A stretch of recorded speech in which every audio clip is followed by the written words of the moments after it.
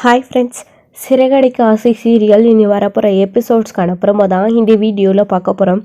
வாங்க ஃப்ரெண்ட்ஸ் பார்க்கலாம்.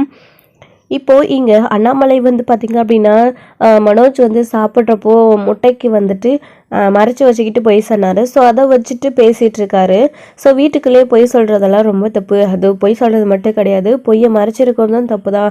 நம்ம ஃபேமிலி இது, நம்ம குடும்பம், நம்ம குடும்பத்துக்கெல்லாம் பொய் சொல்கிறதெல்லாம் ரொம்ப தப்பு அப்படின்னு சொல்லிட்டு, அது சின்ன பெரிய அது தப்பு தான் அப்படின்னு சொல்லிட்டு இங்கே அண்ணாமலை சொல்லிட்டு இருக்காங்க. இதெல்லாம் கேட்க மீனாவுக்கு அப்படியே குற்ற உணர்ச்சியாக இருக்குது. ஸோ நமக்கு ஒரு உண்மை தெரிஞ்சோ இன்னும் வெளியில் சொல்லாமல் இருக்கோமே, மாமா சொல்கிறத பார்த்தா இந்த உண்மை மாமாவுக்கு பின்னாடி தெரிய வந்தால் நம்மளை பற்றி அவர் என்ன நினைப்பாரு, இந்த அளவுக்கு நேர்மையாக குடும்பத்துக்காக இருக்கிற இவரை நாம் கஷ்டப்படுத்துகிறோமே, அவருக்கு துரோகம் பண்ணுறோமே அப்படின்னு சொல்லிட்டு இங்கே மீனா மனசில் நினைக்க ஆரம்பிக்கிறாங்க. ஸோ குற்ற உணர்ச்சியாக இருக்குது. அதுக்கப்புறம் எல்லாரும் சாப்பிட்டு முடிச்சதுக்கு அப்புறமா சரி நாங்கள் கிளம்புறோம் அப்படின்னு சொல்லிட்டு கிறிஷோடைய வீட்டில் இருந்து நிற்கிறாங்க. அவங்களுடைய பாட்டி மகேஸ்வரி எல்லாரும் இருந்துட்டு போகலாமே அப்படின்னு சொல்லிட்டு முத்து சொல்கிறாங்க. இல்லை இருக்கட்டும் பரவாயில்ல, நாங்கள் கிளம்புறோம் அப்படின்னு சொல்லிட்டு மனசுக்குள்ளே நாங்கள் இங்கே இருக்கிற ஒவ்வொரு நிமிஷமும் ரோகிணிக்கு தான் ஆபத்து, நாங்கள் கிளம்புறோம் அப்படின்ற மாதிரி நினச்சிட்டு இருக்காங்க. அதுக்கப்புறம் சரி கிருஷி கிளம்புறியாடா அப்படின்னு சொல்லிட்டு முத்து கேட்குறாரு. ஆமாம் அங்கிள் அப்படின்னு சொல்லிட்டு, உங்கள் கூட சேர்ந்து சாப்பிட்டேன் இல்லையா, அதுவே எனக்கு ரொம்ப சந்தோஷமாக இருக்குது அங்கிள், நான் போயிட்டு வரட்டுமா அப்படின்னு சொல்லிட்டு கிறிஷ் சொல்கிறாங்க. நீங்கள் என் கூடவே இருந்து தீபாவளி கொண்டாடினா எனக்கு சந்தோஷமாக இருக்கும் தெரியுமா கிறிஷ் அப்படின்னு சொல்லிட்டு, அதுக்கப்புறம் ரோகிணி இருந்துக்கிட்டு அவங்களோட அம்மாவுக்கு கையிலேயே செய்கை பண்ணுறாங்க. சீக்கிரம் இங்கேருந்து கிளம்பு அப்படின்ற மாதிரி செய்கை பண்ணுறாங்க. ஸோ ரோகிணியை பார்த்தாவே மீனாவுக்கு பயங்கர கோவம் வருது. ஸோ ரோகிணி இவ்வளோ பேர் உண்மையை மடிச்சு மீனா அதை கண்டுபிடிச்சிருக்காங்க. ஸோ சொல்லக்கூடாதுன்னு சொல்லி செத்துருவேன்னு சொல்லி பிளாக்மெயிலும் பண்ணி வச்சுருக்காங்க. ஆனால் இது எல்லாத்தையும் தாண்டி அவள் காலில் போய் நம்ம விழுந்துட்டோமே, அவகிட்ட போய் நம்ம கெஞ்சுற நிலைமைக்கு இப்போ ஆளாயிடுச்சு. இப்போது ஒவ்வொரு நிமிஷமும் அவளுக்காக நாம் பயந்துக்கிட்டு இருக்கிற வேண்டிய அவசியம் இருக்கே அப்படின்னு சொல்லிட்டு ரோகிணி அப்போ கூட மனசுக்குள்ளே இந்த மாதிரி தான் நினைக்கிறாங்க. ஸோ மாட்டிக்கிட்டோமே அப்படின்ற குற்ற உணர்ச்சி அவங்களுக்கு கொஞ்சம் கூட இல்லை. தன்னுடைய சுயநலத்துக்காக ஸோ என்ன வேணாலும் பண்ண ரெடியாக இருக்காங்க ரோகிணி ஸோ மீனாவை இதுக்காக என்ன வேணாலும் பண்ண துணியுவாங்க நம்ம ரோகிணி ஸோ அப்படி தான் அவங்களோட அம்மாவுக்கே சைகை பண்ணுறாங்க. அவங்களுமே இருக்கட்டும் பரவாயில்ல, எங்களுக்கு நிறைய வேலை இருக்குது, கிளம்பணும், இவ்வளோ தூரம் முத்து எங்களை கூட்டிகிட்டு நீங்கள் எல்லாரும் எங்களை மதித்து எங்களுக்கு சாப்பாடு போடுறதே பெரிய விஷயம், நாங்கள் போயிட்டு வரோம் அப்படின்னு சொல்லிட்டு, இதில் என்னம்மா இருக்குது அப்படின்னு சொல்லிட்டு முத்துவோட பாட்டியும் சொல்லிட்டு கிளம்புறோம் அப்படின்னு சொல்லிட்டு அங்கேருந்து கிளம்பிடுறாங்க. ரோகிணிக்கு அப்போ தான் கொஞ்சம் நிம்மதியாக இருக்குது, அப்பாடா எப்படியோ கிளம்பிட்டாங்க அப்படின்னு சொல்லிட்டு. அதுக்கப்புறம் அவங்க எல்லாரும் கிளம்பி எல்லாருக்கிட்டையும் சொல்லிட்டு போயிடுறாங்க. அப்போ கிறிஷ் எல்லாருக்கிட்டையும் ஓடி வந்து நான் போயிட்டு வரேன் அப்படின்னு சொல்லிட்டு இருக்காங்க. பாட்டிக்கிட்ட, அண்ணாமலைக்கிட்ட, ஸ்ருதிக்கிட்ட, ரவிக்கிட்ட பார்த்து போயிட்டு வாடா குட்டி பையா அப்படின்னு சொல்லிட்டு அவங்களுமே பேசிகிட்டு இருக்காங்க. அப்போ மனோஜ்கிட்டையும் சொல்ல வராங்க, நீ எப்படா கிளம்புவான்னு எனக்கு இருக்குடா அப்படின்ற மாதிரி மனோஜும் பேசுகிறாரு. ஏன்டா சின்ன பிள்ளை போயிட்டு வரேன்னு தானே சொல்லுது, அதுக்கிட்ட ஏன்டா அப்படி பேசுகிற, கொஞ்சமாச்சும் உனக்கு ஒழுங்காக பேச தெரியுமாண்டா, என்னடா பிள்ளை வளர்த்து வச்சுருக்காங்க உன் அம்மா உன்னை அப்படின்ற மாதிரி முத்து பேசுகிறாரு. என்னை பற்றி ஒன்றும் அவன் சொல்ல வேணாத்த, அவனை வாயை மூடிட்டு இருக்க சொல்லுங்கள் அப்படின்னு சொல்லிட்டு, பாட்டி நான் போயிட்டு வரேன் அப்படின்னு சொல்லிட்டு, ஸோ சரி கிளம்பு அப்படின்ற மாதிரி விஜயாவும் சொல்கிறாங்க.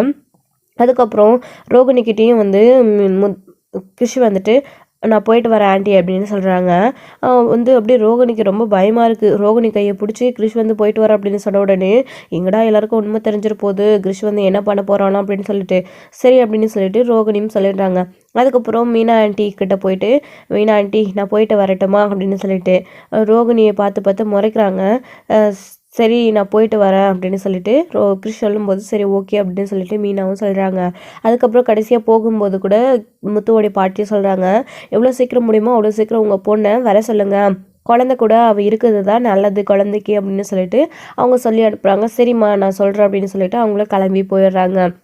அதுக்கப்புறம் பாவம் இந்த சின்ன வயசுலேயே இந்த பிஞ்சு குழந்தை அம்மாவை விட்டுட்டு தனியாக இங்கே பாட்டி கூட வளருது. முத்துவோடைய நிலமை யாருக்கும் வரக்கூடாதுன்னு நான் நினச்சேன், ஆனால் இப்போ இந்த குழந்தைக்கு அதே நிலமை தான் அப்படின்னு சொல்லிட்டு, கவலைப்படாதீங்க பாட்டி, என்ன மாதிரி அந்த குழந்தை ஆயிடக்கூடாதுன்னு நீங்கள் நினைக்கிறீங்களேங்க இல்லைங்களா, அதே தான் நானும் நினைக்கிறேன். கண்டிப்பாக கிருஷ்ணனை அந்த லெவலுக்கு விட மாட்டேன், அவனுக்காக நான் இருக்கேன், அன்னைக்கு எனக்காக குரல் கொடுக்க யாருமே இல்லை, நீங்கள் மட்டும்தான் எனக்கு ஆதரவாக நின்னீங்க, இப்போது நீங்கள் நான் அப்பா மீனா எல்லாருமே இருக்கோம் கிருஷிக்கு, நம்ம எல்லாருமே சேர்ந்து அவனை பார்த்துக்கலாம், அவனுக்கு அந்த நிலமை வராது, எங்கே இருந்தாலும் சரி கிறிஷோடைய அம்மாவை சீக்கிரமாக நான் கிறிஷ் கூட இருக்கிற மாதிரி நான் பண்ணுவேன், அவங்கள கூடிய சீக்கிரம் கண்டுபிடிப்பேன் அப்படின்ற மாதிரி முத்து சொல்கிறாரு. இதை கேட்ட உடனே இங்கே ரோகிணிக்கு அப்படியே வயிற்றுல புளியை கரைக்குது. ஸோ என்ன பண்ணுறது, முத்து இப்படி சொல்கிறாரு அப்படின்னு சொல்லிட்டு இங்கே வந்துட்டு நம்ம அதுக்கப்புறம் அவங்க எல்லாரும் கிளம்பிடுறாங்க. மீனாவுக்குமே ஏங்க அதை நீங்கள் கண்டுபிடிக்க வேண்டிய அவசியமே இல்லைங்க, அந்த உண்மை எனக்கே தெரிஞ்சிச்சு, நானே யாருன்னு கண்டுபிடிச்சிட்டேன். இந்த வீட்டிலேயே கிறிஷோடைய அம்மாவை வச்சுக்கிட்டு எங்கே துபாயிலன்னு தேடினாலும் கிடைக்க மாட்டாங்க அப்படின்னு சொல்லிட்டு நினைக்கிறாங்க நம்ம மீனாவுமே மனசுக்குள்ள. அதுக்கப்புறம் அண்ணாமலை சொன்ன விஷயம் தான் அவங்களுடைய மனசு உறுத்திக்கிட்டே இருக்குது. ஸோ மீனாவுக்கு பொய் சொல்ல வரவே வராது. ஸோ மீனா வந்து எப்படி வந்து இந்த பொய்யை மறைக்கிறது அப்படின்னு தெரியாமல் ரொம்ப வந்து மனசுக்குள்ளே குழப்பத்திலே இருக்காங்க. அதுக்கப்புறம் எல்லாரும் அவங்கவுங்க ரூமுக்கு போகிறாங்க. எனக்கு ரொம்ப டயர்டாக இருக்குது அப்படின்னு சொல்லிட்டு நைட்டு எல்லாரும் பட்டாசு வெடிக்கணும்ல, பாட்டி எனக்கு ரொம்ப டயர்டாக இருக்குது, அந்த வீட்டில் தான் வேலை வேலைன்னு ஓடிக்கிட்டே இருப்போம், இந்த வீட்டில் எல்லாரும் ரெஸ்ட் எடுக்கலாமா அப்படின்னு சொல்லிட்டு பாட்டி சொல்கிறாங்க. என்னடி கண்ணு இது, என்கிட்ட இப்படியெல்லாம் போய் கேட்கலாமா ஸ்ருதி கண்ணு, போய் தாராளமாக ரெஸ்ட் எடு அப்படின்னு சொல்லிட்டு. சரி பாட்டி, ரொம்ப தேங்க்யூ பாட்டி, என் மாமியார் அந்த வீட்டில் என்னை தூங்கவே விட மாட்டாங்க, நான் இந்த வீட்டில் போய் ஜாலியாக ரெஸ்ட் எடுக்கிறேன் அப்படின்னு சொல்லிட்டு. பாட்டி அப்படியே நானும் அப்படின்னு சொல்லிட்டு எல்லாருமே போய் ரெஸ்ட் எடுங்கடா அப்படின்னு சொல்லிட்டு. ஸோ அண்ணாமலை விஜயா இவங்க மட்டும்தான் வந்து இவங்க கூட வந்துட்டு பேசிகிட்டு இருக்காங்க. அப்போது வந்துட்டு அவங்க எல்லாருமே போயிட்டு ரெஸ்ட் எடுக்க போயிடுறாங்க. ரோகிணியுமே ரூம்குள்ளே போயிடுறாங்க. மனோஜுமே போயிட்டு படுத்த உடனே தூங்கிடுறாரு. ஸோ எல்லாருக்கும் கொஞ்சம் டயர்டாக இருக்குன்னு சொல்லிட்டு கோயிலுக்கு போயிட்டு வந்தது, சீக்கிரமாக எழுந்தது, தீபாவளி கொண்டாடுனது இதெல்லாம் டயர்டாக இருக்குன்னு தூங்க போயிடுறாங்க. அப்போ மீனா மட்டும் கிச்சனில் வேலை செஞ்சுக்கிட்டே இருக்காங்க. அப்போ பாட்டி வந்து கூப்பிட்டு, ஏன் மீனா நீ மட்டும் ஒன்றும் வேலையை செஞ்சிட்ருக்க, போய் நீ ரெஸ்ட் எடு பாட்டி, ரெஸ்ட் எடு அப்படின்னு சொல்லிட்டு இருக்கட்டும் பாட்டி அப்படின்னு சொல்லிட்டு இருக்கும்போது மீனா வந்து அதாவது ஸ்ருதி வந்துட்டு அப்போ வெளியில் வராங்க. ஃபோன் விட்டுட்டேன் அப்படின்னு சொல்லிட்டு ஃபோன் எடுத்துகிட்டு போகிறதுக்காக. அதை சொல்லுங்க பாட்டி முதல்ல, மீனா தான் ரொம்ப டயர்டாக இருக்காங்க, அவங்க நம்ம கோயிலுக்கு போயிட்டு வந்ததுலேருந்தே ஒரு மாதிரியாக இருக்காங்க, என்னாச்சு நானும் கேட்குறேன். ஒன்றும் இல்லை, படுத்து ரெஸ்ட் எடுத்தால் சரியாக போயிடுன்னு சொன்னாங்க, இன்னமும் கிச்சன்லேயே நின்றுட்டு இருக்காங்க, இப்படி இருந்தால் எப்படி வந்து ரெஸ்ட் எடுக்க முடியும் சொல்லுங்க அப்படின்னு சொல்லிட்டு ஸ்ருதி வந்து சொல்லிட்டு, மீனா நீங்கள் போய் முதல்ல படுத்து தூங்குங்க அப்படின்னு சொல்லிட்டு அங்கேருந்து போயிட்டாங்க. அதுக்கப்புறம் இதை நோட் பண்ண முத்துமே இருந்துக்கிட்டு என்னாச்சு மீனா அப்படின்னு சொல்லிட்டு போய் கேட்குறாங்க. ஒன்றும் இல்லைங்க அப்படின்னு சொல்லிட்டு ரூமுக்குள்ளே அதாவது கிச்சனுக்குள்ளே போயிடுறாங்க மீனாவுமே இருந்துக்கிட்டு. அதுக்கப்புறம் வந்துட்டு பார்த்தீங்க அப்படின்னா இங்கே நானும் கொஞ்ச நேரம் போய் ரெஸ்ட் எடுக்கவா அப்படின்னு விஜயா சொல்லிட்டு போகிறாங்க. சரி அத்தை நானும் போகிறேன் அப்படின்னு சொல்லிட்டு, சரி விஜயா சரி போ அப்படின்னு சொல்லிட்டு இங்கே வந்துட்டு பாட்டியை சொல்கிறாங்க. அதுக்கப்புறம் அண்ணாமலை வந்துட்டு சும்மா உட்காந்து தோட்டம் துறவு இதெல்லாம் பற்றி பேசிக்கிட்டு ஸோ இவங்க வந்து உட்காந்துட்டு இருக்காங்க, ஊரில் யார் என்ன எப்படி அப்படின்னு சொல்லிட்டு. ஸோ அதுக்கப்புறம் வந்துட்டு இங்கே மீனா கிட்ட போயிட்டு முத்து வந்து, என்ன மீனா வேலை செய்கிறது எவ்வளோ கஷ்டம், செஞ்சுக்கிட்டே இருக்கியே, நான் உனக்கு ஏதாச்சும் ஹெல்ப் பண்ணவா அப்படின்னு கேட்குறாங்க. ஏங்க எதுவும் வேண்டாம் அப்படின்னு சொல்லிட்டு, சரி அப்போ ஏன் நீ ஒரு மாதிரியாகவே இருக்க, பழங்குறல் சொன்னப்போ கூட நான் நோட் பண்ணேன், அதுக்கு முன்னாடி இருந்தே நீ ஒரு மாதிரியாக தான் இருக்க, நானும் கேட்கணும்னு நினச்சிட்டே இருந்தேன், ஆனால் வந்து கேட்க முடியல, என்ன மீனா ஆச்சு அப்படின்னு சொல்லிட்டு முத்து வந்து கேட்குறாரு. அப்போது ஒன்றும் இல்லைங்க அப்படின்னு சொல்லிட்டு மீனா வந்து சொல்லிட்டு இருக்காங்க. அதுக்கப்புறம் வந்துட்டு, சரிம்மா நான் எனக்கு ஒரே ஒரு சின்ன ஹெல்ப் மட்டும் பண்ணுறேன் அப்படின்னு, எனக்கு கொஞ்சம் தலை மட்டும் வலிக்குது, ஒரு சூடாக ஒரு காஃபி மட்டும் போட்டுட்டு மேலே கொண்டு வரியா, நான் மேலே போகிறேன் அப்படின்னு சொல்லிட்டு. சரிங்க அப்படின்னு சொல்லிட்டு இங்கே மீனாவுமே இருந்துக்கிட்டு காஃபி போடுறாங்க. காஃபி போட்டுட்டு அதுக்கப்புறம் வந்து முத்து மேலே நின்றுட்டுருக்காரு. மீனா ஏன் இப்படி இருக்கான்னு சொல்லிட்டு யோசிச்சுட்ருக்காங்க. அதுக்கப்புறம் இந்த கிறிஷோடைய அம்மா யாருன்னு முதல்ல கண்டுபிடிச்சி இன்னும் ஊருக்கு வர வைக்கணும். இன்னமும் அவங்க தீபாவளி கூட வராமல் என்ன பண்ணுறாங்க, பண்டிகைனாவே எல்லாரோடைய ஆஃபீஸ்லேயும் லீவ் விடுவாங்கல்ல, அதுக்கு கூட வராமல் என்ன பண்ணுறாங்க அப்படின்னு சொல்லிட்டு யோசிச்சுட்டு நின்றுட்டுருக்காரு முத்து அங்கே ஃபோன் பார்த்துக்கிட்டு. அப்போ செல்வம் வந்து ஃபோன் பண்ணுறாரு. செல்வத்துக்கிட்ட பேசிகிட்டு இருக்காரு. என்னடா மச்சா தீபாவளி எல்லாம் எப்படி போயிட்டுருக்கு அப்படின்னு. எல்லாம் நல்லா போயிட்டுருக்குடா, நீ எப்படி இருக்க, உன்னோட தீபாவளி எப்படிடா போயிட்டுருக்கு அப்படின்னு. அது என்னடா வழக்கம் போல் வீட்டில் தான் போகுது அப்படின்ற மாதிரி அவங்க 2 பேரும் பேசிகிட்டு இருக்காங்க சும்மா தான். அப்புறம் சிஸ்டர் என்ன பண்ணுறாங்க, ஊரில் எப்படி இருக்குது, பாட்டி எப்படி இருக்காங்க அப்படின்னு சொல்லிட்டு பேசிகிட்டு இருக்காங்க. ஸோ அப்போ வந்துட்டு மீனா வந்து காஃபி போட்டு கொண்டு வராங்க. ஸோ மீனா வந்து காஃபி போடும்போது எதையோ யோசிச்சுக்கிட்டு சர்க்கரைக்கு பதிலாக வந்துட்டு மீனா வந்து அதில் வந்து உப்பு போட்டிருக்காங்க.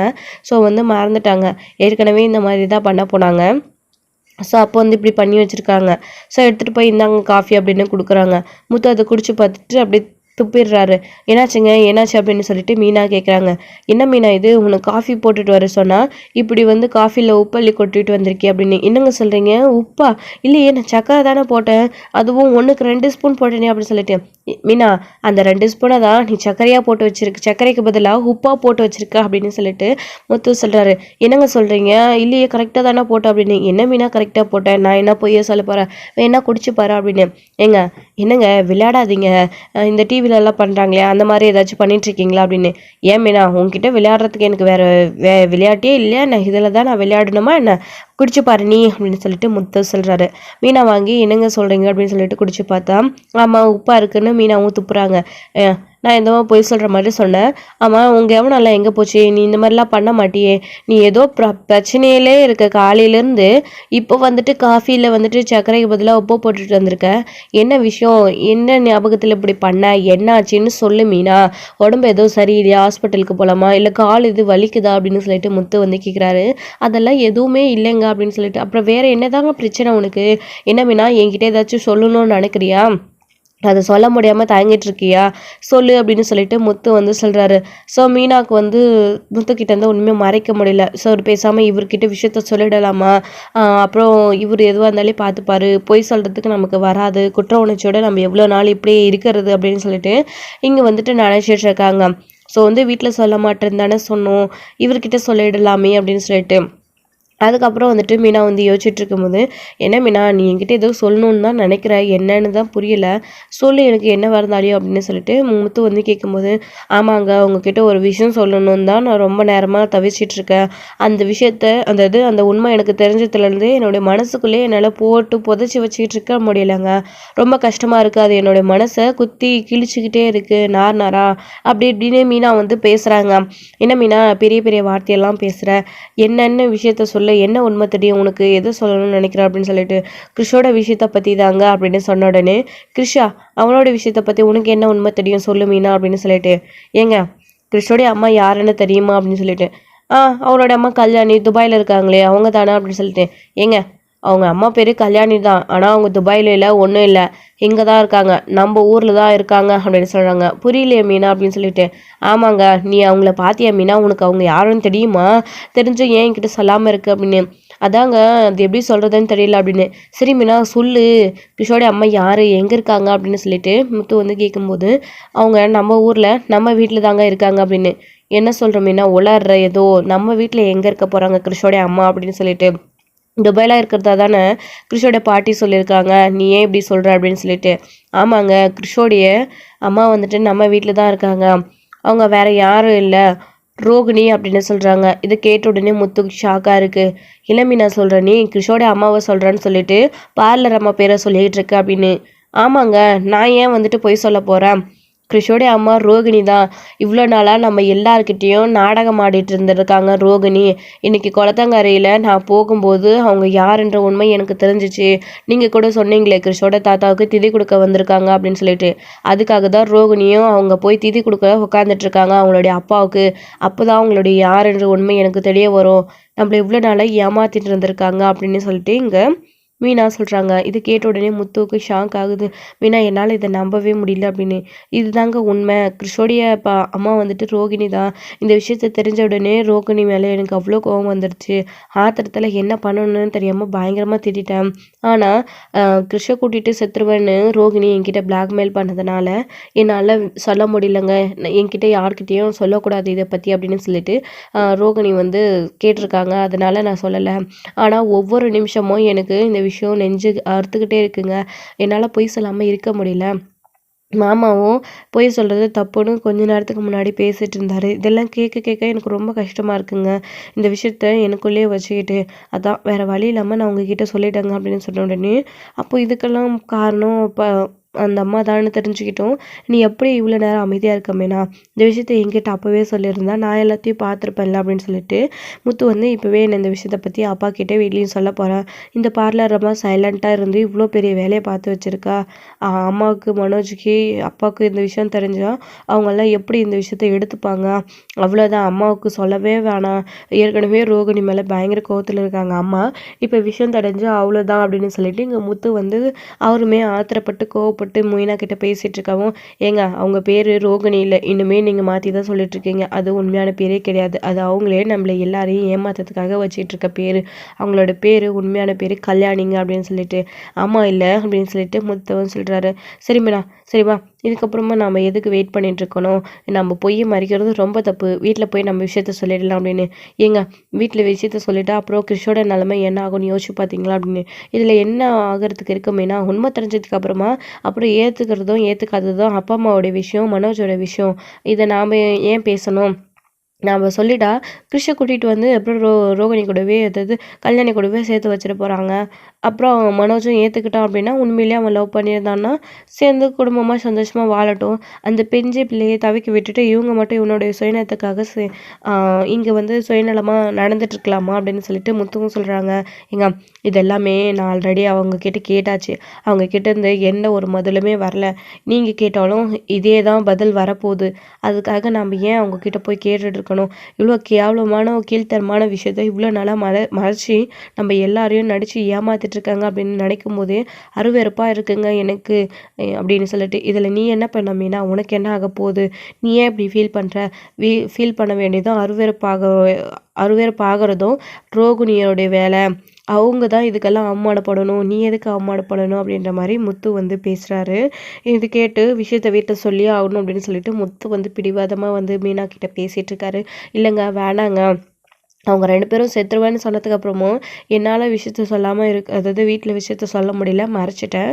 ஆனால் உங்ககிட்ட சொல்லிவிட்டு நீங்கள் வந்துட்டு இப்போ வீட்டில் சொன்னால் அப்புறம் நான் உங்ககிட்ட சொல்லி வீட்டில் எல்லாருக்கும் தெரிஞ்ச மாதிரி ஆகிடுங்க அப்படின்னு. மீனா அதுக்காக எல்லா விஷயமும் தெரிஞ்சு இப்படியே நம்ம இருக்க போகிறோம். வீட்டில் போய் விஷயத்த சொல்லலாம் அப்படின்னா ரோகிணி இன்னும் மேலும் மேலும் என்னென்ன பொய் சொல்லுவாங்கன்னு தெரியலையே அப்படின்னு சொல்லிட்டு. ஆமாங்க, அவங்கள பற்றின உண்மை வெளியில் தெரிஞ்சதுக்கப்புறமா கூட அவங்க எது பேசினாலும் அது தப்பாக தாங்க தோணுது எனக்கு அப்படின்னு சொல்லிட்டு இங்கே மீனாவும் சொல்லிட்டுருக்காங்க. ஆமாம் மீனா, இப்போ வீட்டில் விஷயத்த சொல்லாமல் இருந்தால் எப்படி? அப்புறம் வீட்டில் எல்லாருக்கும் விஷயம் தெரிஞ்சால் அவங்க எல்லாரும் எப்படி வந்து கஷ்டப்படுவாங்க அப்படின்னு சொல்லிட்டு. ஏங்க அதெல்லாம் தெரியறதுக்கு வாய்ப்பே இல்லைங்க. இந்த விஷயத்த கிறிஷோடைய அம்மாவை பற்றி கண்டுபிடிக்கணும் அப்படின்னு நினச்சிட்டு இருந்தது நம்ம 2 பேரும் மட்டும்தான்.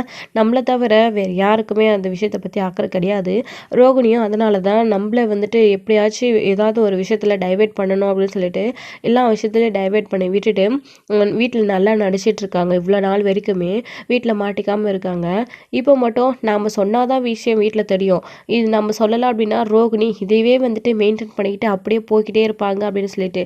ஆனால் என்னைக்காச்சும் ஒரு நாள் வீட்டில் விஷயத்த சொல்லணும்னு நான் சொல்லிட்டேங்க. அவங்க மட்டும் வீட்டில் விஷயத்த சொல்லலை, அடுத்த நிமிஷம் நாம் வீட்டில் விஷயத்த சொல்லிக்கலாம், நீங்கள் கவலைப்படாதீங்க அப்படின்னு சொல்லிட்டு இங்கே வந்துட்டு முத்துக்கிட்ட வந்து மீனா சொல்கிறாங்க. இது கேட்ட ஒரு முத்துக்கு வந்து இந்த விஷயத்த கேள்விப்பட்டதுலேருந்தே அப்படியே கோவமாக வருது. என்ன பண்ணுறதுன்னே தெரியல, அவருக்கு அவ்வளோ ஆத்திரமாக இருக்குது. இங்கே பாருங்கள், என்னால் சொல்லாமல் இருக்க முடியலை அப்படின்னு இப்படின்னு சொல்லிட்டு முத்து வந்து பயங்கரமாக புலம்புறாரு. மீனா வந்து சமாதானப்படுத்திக்கிட்டே இருக்காங்க முத்துவை. அந்த பிஞ்சு முகத்தை பார்த்தா எப்படி இப்படியெல்லாம் நடிக்கணும்னு தோணியிருக்குன்னு தெரியல இந்த அம்மாவுக்கு. அப்படி என்ன முக்கியமான குழந்தைய விட வாழ்க்கை அப்படின்னு சொல்லிட்டு இங்கே வந்துட்டு முத்து வந்து திட்டிகிட்டு இருக்காங்க ரோகிணியுமே இருந்துக்கிட்டு. ஸோ அதுக்கப்புறமா வந்துட்டு விஷயத்த வந்து நீங்கள் வீட்டில் சொல்ல மாட்டேன்னு எனக்கு ப்ராமிஸ் பண்ணுங்க அப்படின்னு சொல்லிட்டு மீனா வந்து சொல்கிறாங்க. என்ன மீனா அப்படின்னு. இல்லைங்க, நீங்கள் பேசுகிற விதத்தை பார்த்தா நீங்கள் வீட்டில் விஷயத்த கண்டிப்பாக சொல்லிடுவீங்க போல இருக்குது அப்படின்னு சொல்லிட்டு. மீனா உன்னாலேயே தாங்கிக்க முடியாமல் தான் நீ விஷயத்த என்கிட்ட சொன்ன, உன்கிட்டையும் ரோகிணி விஷயத்த சொல்லக்கூடாதுன்னு சொல்லி வச்சுருந்தாங்க. அப்படி இருக்கும்போது நீ ஏன் என்கிட்ட சொல்லிட்ட? அப்புறம் நான் மட்டும் வீட்டில் விஷயத்த சொல்லாமல் எப்படி என்னால் மட்டும் இருக்க முடியும் அப்படின்னு சொல்லிட்டு. அதுக்கு தாங்க உங்ககிட்ட நான் சத்தியம் வாங்குறேன் அப்படின்னு சொல்லிட்டு. மீனா விடு மீனா, இந்த விஷயத்தெல்லாம் வெளியில் சொன்னால் நமக்கு தான் அசிங்கம் அப்படின்னு சொல்லிட்டு முத்துவும் சொல்லிட்டு இருக்காங்க. ஆனால் கண்டிப்பாக நீ சொன்ன மாதிரி ரோகிணி ஒரு நாள் விஷயத்த வீட்டில் சொல்லலை அப்படின்னா கண்டிப்பாக நீ அமைதியாக இருந்தாலும் நான் அமைதியாக இருக்க மாட்டேன். நீ என்ன நினச்சாலும் அப்புறம் என்னை தடுக்க முடியாது, நான் கண்டிப்பாக வீட்டில் சொல்லிடுவேன் அப்படின்னு சொல்லிட்டு இங்கே வந்து முத்து வந்து பயங்கர கோவத்தில் இருக்காங்க. ஸோ மீனாவுக்கு இது வரைக்கும் தெரிஞ்சுட்டு இருந்த உண்மை இப்போ முத்துக்கும் தெரிய ஆரம்பிச்சிச்சு. ஸோ வந்து இதோட இந்த எபிசோட் வந்து முடிச்சிருக்காங்க. அடுத்தடுத்த எபிசோடில் என்ன நடக்க போகுது, அடுத்து வந்து விஷயத்த வந்து முத்து வந்து வீட்டில் சொல்லிட போகிறாங்களா மீனா சொன்னதையும் மீறி, ஸோ என்னெல்லாம் நடக்க போகுது, ஸோ ரோகிணிக்கு வந்துட்டு முத்துக்கு விஷயம் தெரிஞ்சிருச்சு அப்படின்னு தெரிஞ்சால் அவங்களுடைய ரியாக்ஷன் என்னவா இருக்க போகுது. ஸோ வீட்டில் எல்லாருக்குமே ரோகிணிக்கு வந்து ஏற்கனவே கல்யாணம் ஆகிடுச்சு, கிறிஷ் தான் ரோகிணியோட பையன் அப்படின்ற விஷயம் வீட்டில் தெரிய வந்தா, ஸோ அவங்களோட ரியாக்ஷன் என்னவா இருக்க போகுது, கிறிஷை ஏற்றுக்க போகிறாங்களா இல்லை வந்துட்டு ரோகிணியையும் சேர்த்து கிறிஷ் கூடவே வந்து வீட்டை விட்டு விரட்டி விட போகிறாங்களா, ஸோ என்ன தான் நடக்க போகுது அப்படின்றதெல்லாம் வெயிட் பண்ணி நெக்ஸ்ட் வீடியோவில் பார்க்கலாம். Plus thank you. இந்த வீடியோ உங்களுக்கு பிடிச்சிருந்தா லைக் பண்ணுங்கள், ஷேர் பண்ணுங்கள், கமெண்ட் பண்ணுங்கள்.